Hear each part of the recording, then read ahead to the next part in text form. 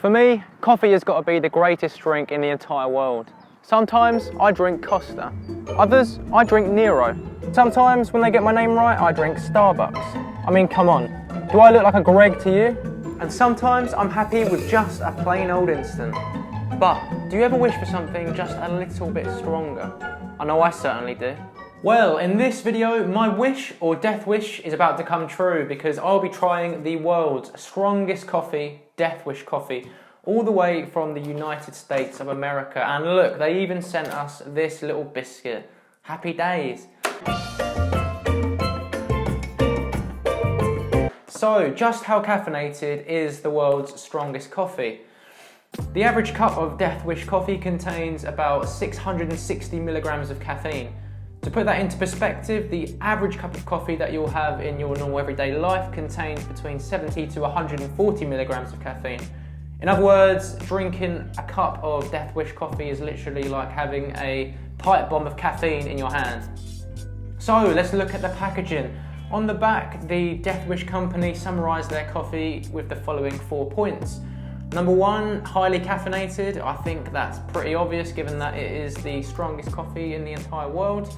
The second point is that it's fair trade and USDA organic, so it's a coffee that's grown in an ethical way and the farmers are treated fairly and given a fair wage for their work, which is fair enough. The third point is dark roast and bold flavour, so apparently there's a very specific and unique way in which the coffee makers create such a highly caffeinated beverage.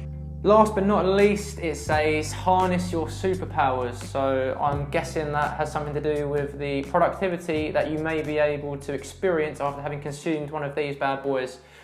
I'm about to find out what it's like to drink the world's strongest coffee, so all that's left for me to do is to go ahead and get the kettle on.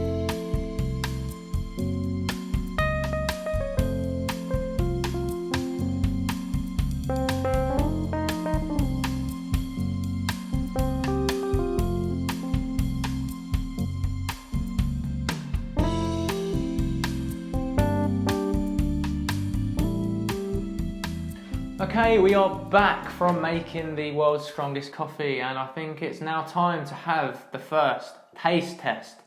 Here we go, bottoms up. Wow, that is probably one of the most bitterest drinks I think I've ever had.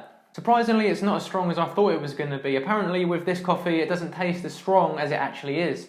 It's probably the hot drinks equivalent of looks can be deceptive in terms of tastes can be deceptive.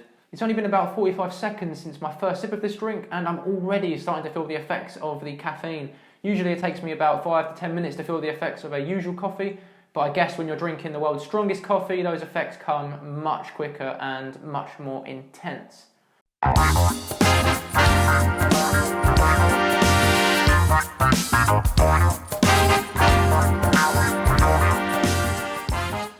It's got a really dry, bitter asphalt flavour to it, and I think that if you're someone who doesn't like drinking black coffee, you would definitely notice this when you're masking it with milk, sweets, whipped cream and sugar and anything else.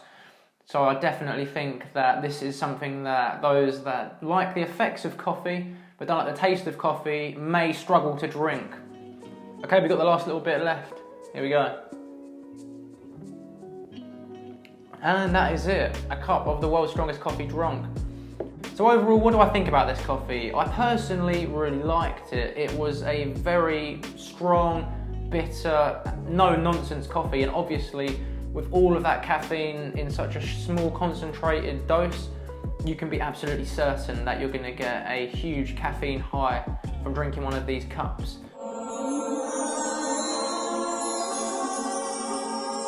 But would I drink this every single day?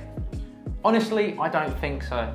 I can see this being more of a strategic tool that I pull out of the toolkit whenever I need it. For example, when I need to knuckle down and do a long piece of concentrated work, or maybe when I need to make a good impression on people. However, I don't think that drinking 660 milligrams of coffee in a single drink every single day would be good for me in the long term. I'll probably get the jitters and I'll probably start having coffee hallucinations.